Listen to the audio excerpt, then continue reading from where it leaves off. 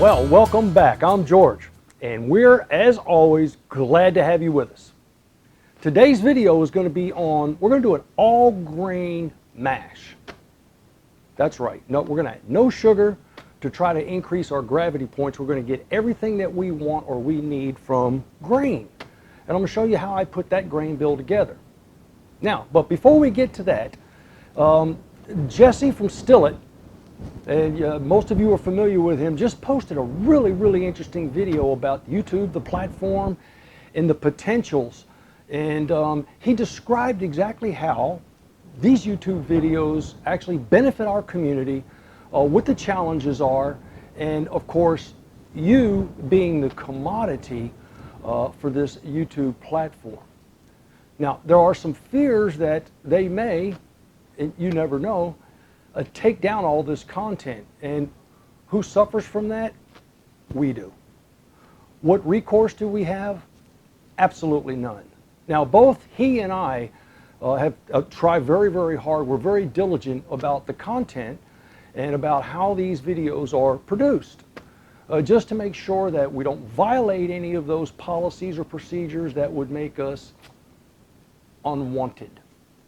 Now, one way that we can certainly guarantee, or at least have a voice, is to make sure that we subscribe. With the more numbers of subscribers that a channel has, well, of course, the more impact that that channel does have, and the more voice that that channel may have in order to perpetuate itself. So please, if you're the first time viewer, just subscribe. Costs you absolutely nothing. And if you get an opportunity, go to Jesse at Stillet and subscribe to his page as well, or to his channel as well. Now, on to bigger and better things. We're going to make it ours today out of corn, flake corn, and rye. Now, of course, I've got my calculator. I've already done my calculations, so I can set the calculator aside because that's a simple process. I got the whiteboard so I can show you what I'm going to do, and then we're going to actually do that. And at the very end, we're going to test to make sure that we do achieve, and I think you're all aware of what my goal is. Always good to have a goal. My goal when it comes to producing a mash is always going to be, or almost always going to be, 1.090 gravity. And that's on our hydrometer. Now that's going to, I'll roughly wind up with right at 13% or so, give or take a couple of decimal points. And the intent is to make sure that I have enough to work with, but at the same time that it's manageable, because too much alcohol by volume can become difficult, and there are some additional challenges that may arise from that. Having too little makes it almost a waste of time. So let's get right into it.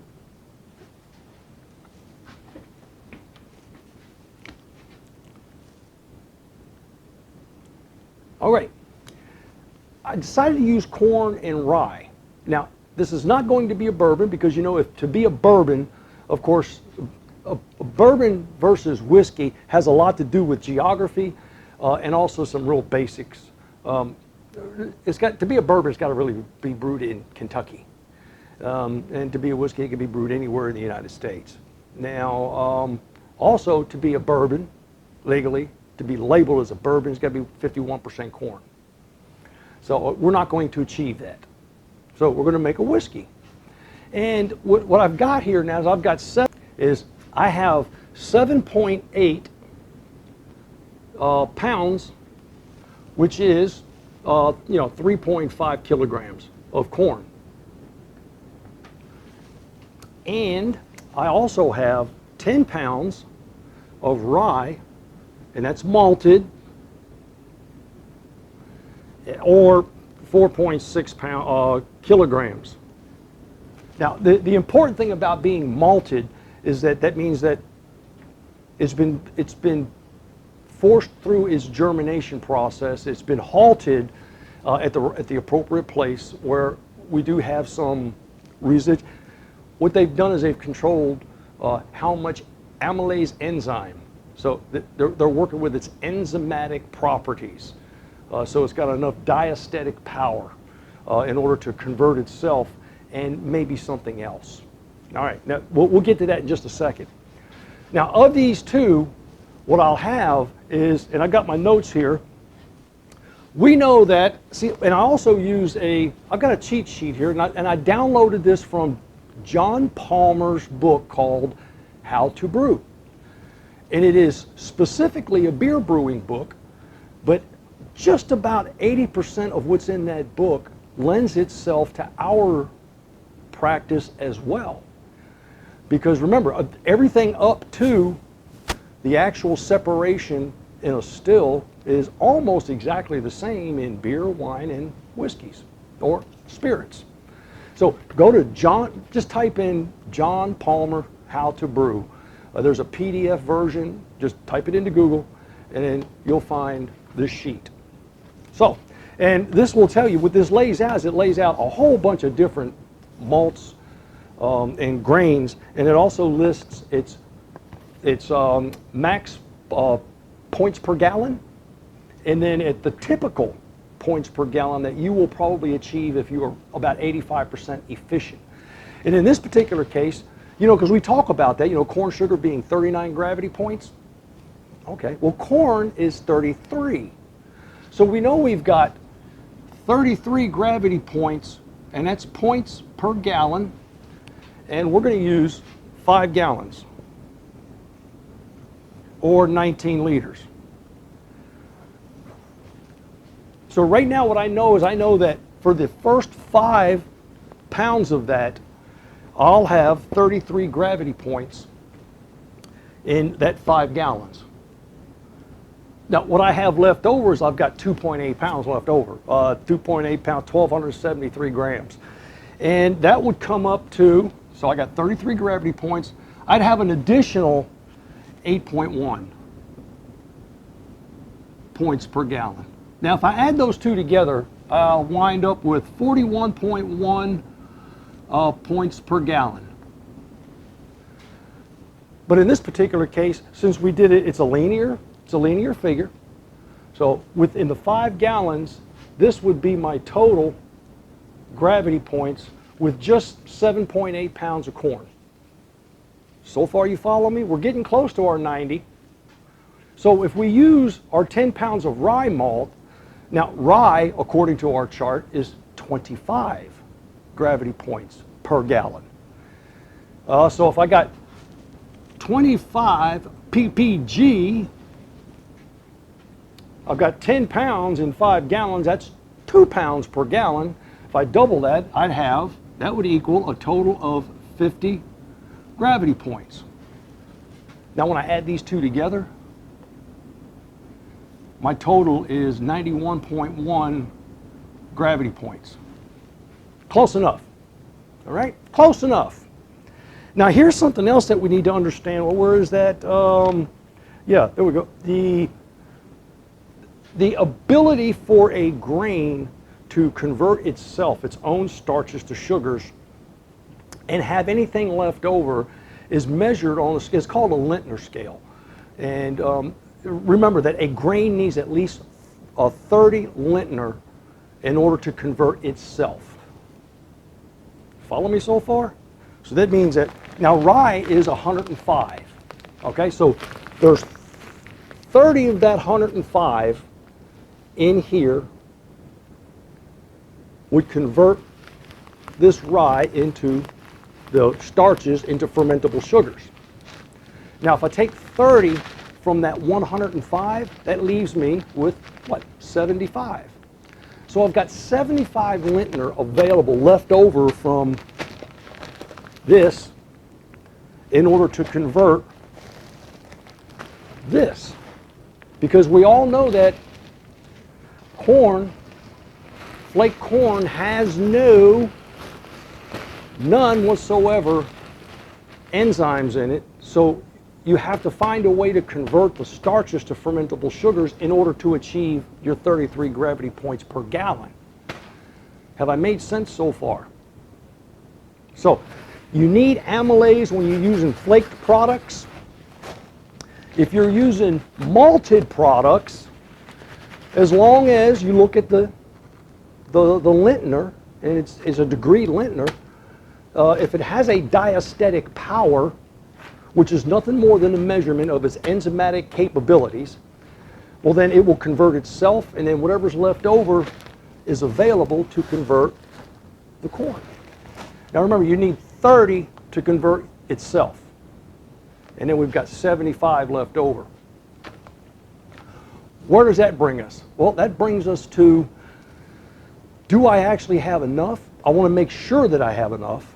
You never want to go into this with almost enough or just enough in order to convert my corn starches into fermentable sugars.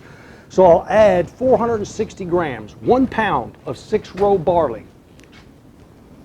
That 1 pound of 6-row is not going to produce, it'll produce very little sugars. Because it's only 1 pound, so maybe a couple of gravity points here or there. But that's not the important thing. The important thing is that it has a diastatic power of 160. Yep, a DP of 160. Now it requires 30 Lintner to convert itself. What's that leave us with? That leaves us with an additional 130 plus the 75, and what's that? That's 205, the equivalent of Lintner, of diastatic power left over to convert this entire 7.8 pounds or 3.5 kilograms of flake corn into fermentable sugars. See, that's how simple that is. Now, what are my options? My options are, if I'm not using a malted grain, remember there's a difference between just regular grain and malted grain. If I'm not using a malted grain, well then my other option is to put some amylase in there. And then you get a small jar of amylase, and right there on the label it will tell you it's like a 1/3 teaspoon per gallon. So that will do it as well. So if you don't have a malted grain, just use amylase to convert your starches into fermentable sugars. So here comes the challenge. The challenge is to prepare this all together so that we can introduce it into, see, we're going to take it from here, which is the shop. We're going to go next door into the man cave where it's much more comfortable to do our actual mashing process. So I've got my barley crusher. I've got my drill, which I'm going to attach to the barley crusher. And since the corn is already flaked, the corn shall remain on the side, and I'll crush all of these. I'll show you that. I'll just do it real quick. And then we'll move next door where I'm going to cook.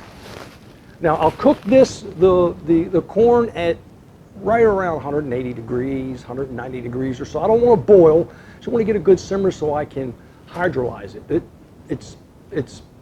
I just need it to be a real good soft mixture. And then at the appropriate time and temperature, remember temperature is critical at this point, right below 160 degrees, and our target is 155.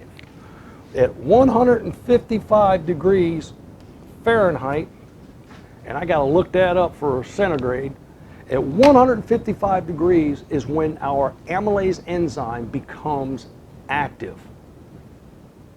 We're going to introduce, with our corn, our grains and our 6-row barley, and then we're going to allow that to steep. Steep is with no heat on. I've got a cooler. We'll put it in there and we'll allow it to steep for 60 to 90 minutes, and then we'll check it.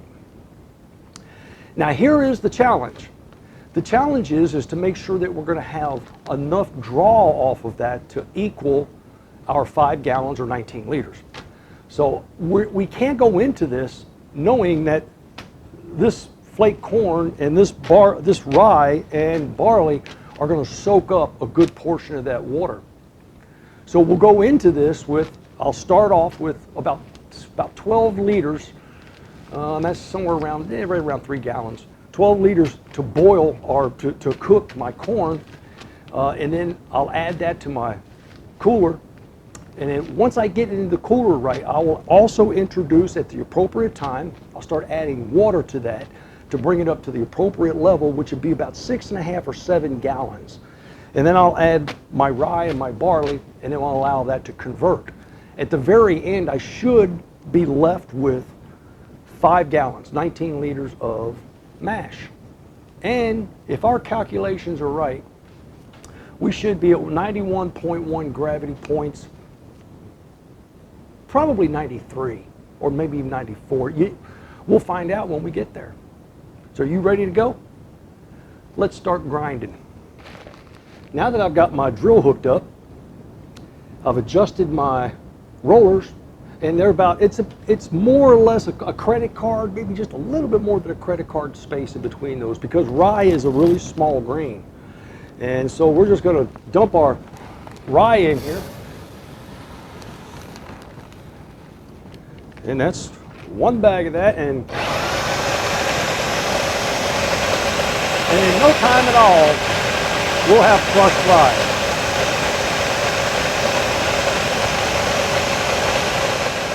One quick crush.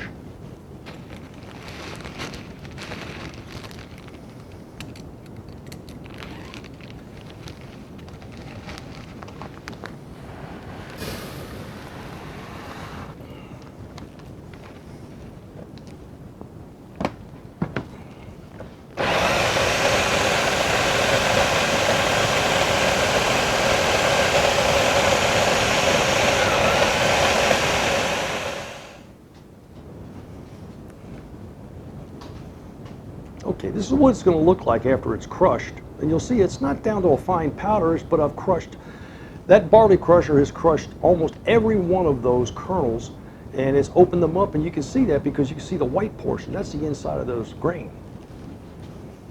So now we've opened that up. Now it's on to, we're going to crush our 6-row barley.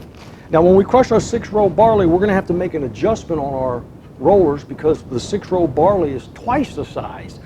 So I'm going to have to go out to about 2 credit cards in order to get that to go through, because I don't want to turn it to dust. I just want to crack the outside and get into the inside of each one of those grains. There we go. An easy way to test that is to take a couple of grains and drop them on the wheels and see where they rest. If they rest down in the center or right near the center of the 2 rollers, well then it's right. If they rest high, well then they'll never, you'll be crushing them down forever. It'll be a powder.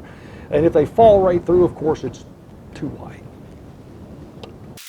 Okay, now I'm just going to add the 6-row barley with the rye because they're both going in at the same time, so it really makes no difference. And again, the only purpose of this is the added enzymes to ensure that I can convert this.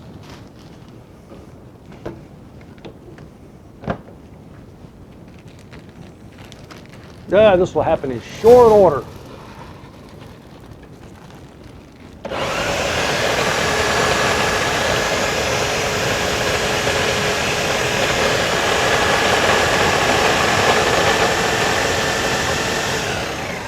Very well done. Now this is what your 6-row barley should look like. And you'll see that you still got some husks in there, but they're all broken, and you can see that we've actually entered into the inside of each one of those kernels. This is ready to go. We're going to move next door where we can cook our corn and then adjust our temperatures, introduce our grain. Of course, we're going to set our pH first, and then we'll move on from there.